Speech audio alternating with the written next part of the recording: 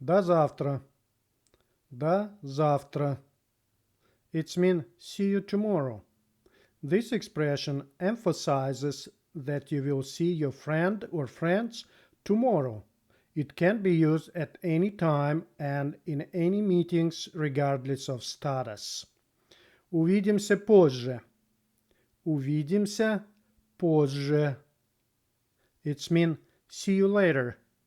This expression is a popular form to say goodbye in Russia and used at any time.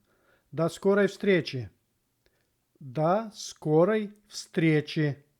It means see you soon. This expression can be used at any time, as well as you are planning to see your friend or friends the coming days, or on the same day. So all of this expression can be used as an extension to the words пока and до свидания. Here's an example. Пока, до завтра. Пока, увидимся позже. До свидания. До скорой встречи. So if you like this video, give it thumbs up and stay tuned for next video.